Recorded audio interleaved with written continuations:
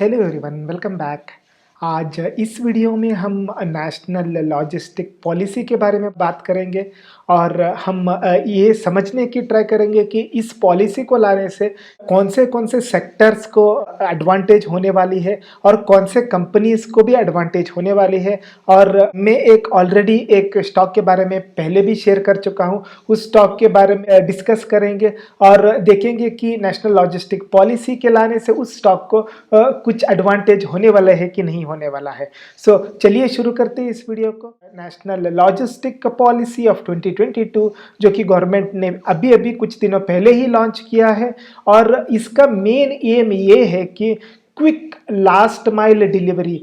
तो हम जानते हैं कि हमारा लॉजिस्टिक कॉस्ट जो कि होता है एक जगह से दूसरे जगह पे लेके जाने के लिए विद इन द कंट्री और आउटसाइड द कंट्री, ये थोड़ा कॉस्ट होता है। And if there are perishable items, perishable goods which has to be transported, तो वो स्टोरेज होना चाहिए, उसके लिए वो अलग से कैपेसिटी होना चाहिए, उसके लिए अलग से इंफ्रास्ट्रक्चर होना चाहिए। And if that is not available तो वो जल्दी खराब होने के चांसेस होते हैं। तो इसलिए नेशनल लॉजिस्टिक पॉलिसी इन सब चीज़ों को कैटर करने के लिए लेके आया गया है। So as we all know, logistics mainly क्या होता है? प्लानिंग होता है, कोऑर्डिनेटिंग होता है, स्टोरिंग होता है एंड मूविंग होता है। क्या क्या मूव कर सकते हैं? पीपल को मूव कर सकते हैं, रॉ मटेरियल्स को मूव कर सकते हैं, इन्वेंट्री को मूव कर सकते हैं, इक्विपमेंट्स को मूव कर सकते हैं from one location to another location, from production to consumption, distribution and other production points। तो ये जनरल लॉजिस्टिक का डेफिनेशन हो गया। तो नेशनल लॉजिस्टिक पॉलिसी ऑफ 2022 क्या फोकस करता है? The policy focuses on key area such as process reengineering हो गया।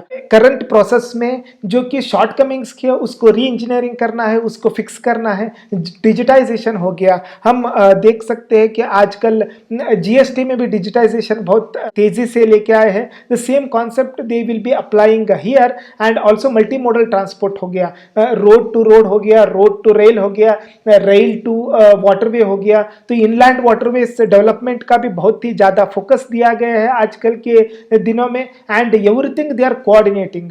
सो ये इससे क्या होगा? It is a crucial move as high logistic cost. Currently India का लॉजिस्टिक कॉस्ट बहुत हाई है। It is around 16 to 18% of the GDP उसी में होता है, जो कि डेवलप्ड कंट्रीज में बहुत ही कम है, अराउंड 5 to 8% ही होता है। तो उसको अगर हम घटाएंगे तो just imagine the kind of profit which these manufacturers can take, even the consumers can get. तो इसके लिए ये नेशनल लॉजिस्टिक पॉलिसी बहुत ही इंपॉर्टेंट चीज़ होने वाली है। तो as I have already told, इसका गोल्स ये है कि logistic cost has to be cut by half by 2030। So by 2030 का विजन लेके आया है गवर्नमेंट कि 14 to 18% of our GDP cost goes into logistic. उसको best practices around the globe 8% में होता है, लेकिन इंडिया में 14 to 18% चाहिए होता है और इसको कम करना है। अगर हम साउथ कोरिया देखेंगे, अदर कंट्रीज, यूरोपियन कंट्रीज देखेंगे तो वहाँ पे बहुत ही कम है और इंडिया का अराउंड 16% है। तो उसके लिए लॉजिस्टिक परफॉर्मेंस इंडेक्स बोल के एक इंडेक्स आती है, उसका रैंकिंग में इंडिया बहुत ही पीछे है, 44th रैंक में है इन 2018 और उसको इम्प्रूव करने की कोशिश है। और उसके लिए बहुत सारे ऐसे स्कीम्स लेके आ रहे हैं, ऐसा पॉलिसीज लेके आ रहे हैं जो कि बिजनेस ड्रिवन हो, कंज्यूमर ड्रिवन हो, सो कि सबको हेल्प करता हो। तो अगर हम देखेंगे कि नेशनल लॉजिस्टिक पॉलिसी में there are 4 main building blocks. एक है डिजिटल इंटीग्रेटिंग सिस्टम, सो कि सबको डिजिटली इंटीग्रेट करना है। अगर एक जगह पे हम स्टोरेज कर रहे हैं और एक जगह पे ट्रांसपोर्ट कर रहे हैं तो we are integrating the transport as well as storage system, तो उसके लिए एडवांटेज हो सकता है। And there is a unified logistic interface platform. तो सारे इंटरफेस प्लेटफॉर्म को एक जगह पे लेके आना ताकि ट्रैकिंग इजी हो सके, ताकि the businessman's who do the business they will be advantageous, ताकि ज़्यादा से ज़्यादा उनको बैंक को भी विजिबिलिटी मिले। अगर किसी एक कंटेनर मैन्युफैक्चरर को बैंक लोन दे रहा है तो उनको पता चले कि कहाँ पे कंटेनर्स की शॉर्टेज है, कहाँ पे उनका कंटेनर्स जा रही है और उनके पास कितना डिमांड है, ये सब जानने की कोशिश कर सकते हैं। And there is an ease of logistic service. Logistic service simple हो, ईजी हो, and comprehensive logistic action plan भी इसका हिस्सा है. So there are these 4 building blocks based on which national logistic policy has been built. तो there are also other logistic related things which government. तो major हो गया multi modal transport of goods act 1993 जो कि बहुत पुराना है, और आजकल नए जो कि लेके आया पीएम गतिशक्ति स्कीम है जो कि सारे मोड्स ऑफ ट्रांसपोर्ट को कोऑर्डिनेट करती है. There is multimodal logistic parks establish कर रहे हैं. इसमें हम देख सकते हैं कि पोर्ट्स एस्टैब्लिश कर रहे हैं, मल्टी मॉडल पार्क्स एस्टैब्लिश कर रहे हैं. जो अडानी पोर्ट्स हो गया और बाकी सारे पोर्ट्स हो गए, ऐसे कंपनीज बहुत ही एडवांटेजेस होते हैं. There is leads report, there is a dedicated freight corridor, separate freight. Railway में हम देखते हैं कि रेलवे में बहुत ज्यादा डिले हो रहा है, लॉजिस्टिक ट्रांसपोर्ट और कम हो रहे हैं. It was around 40% in 1990s, it has come down to around 15%. तो बहुत ज्यादा कम हुआ है, एंड कम इसलिए हुआ है कि बहुत ज्यादा टाइम लगते हैं. उसके लिए अलग से नए ट्रैक बना रहे हैं रेलवे के लिए, और उस पे हम ट्रांसपोर्ट करेंगे. इससे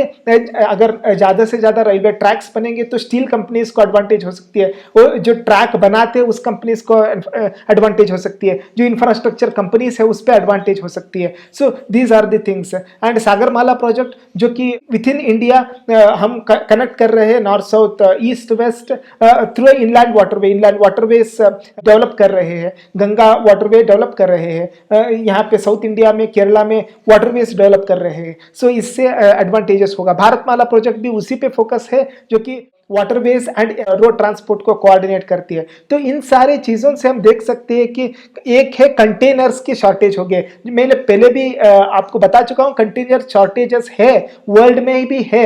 तो इसके लिए कंपनीज लाइक लैंसर कंटेनर, अगर आप उस वीडियो को देखेंगे, मैं यहाँ पे डिस्क्रिप्शन बॉक्स में डाल दूंगा उसका लिंक, उसको देखेंगे तो आपको समझ में आएगा कि कितना शॉर्टेजेस है कंटेनर्स का. तो companies like Lancer containers are getting advantages, steel companies will get advantages, the construction companies will get advantages. तो ये एक होलिस्टिक प्लान है नेशनल लॉजिस्टिक पॉलिसी का, जो कि बहुत सारे सेक्टर में अपना फोकस दे सकती है, बहुत सारे सेक्टर्स को अपने साथ लेके बढ़ सकती है. So please be aware of these things which are happening. तो मैं इस वीडियो में इसी के बारे में डिस्कस करना चाहता था. And if you do like this video, please like, share and subscribe, and please keep supporting. मैं ऐसे ही वीडियोस लेके आता रहूंगा और आपसे डिस्कस करता रहूंगा. And thank you for watching.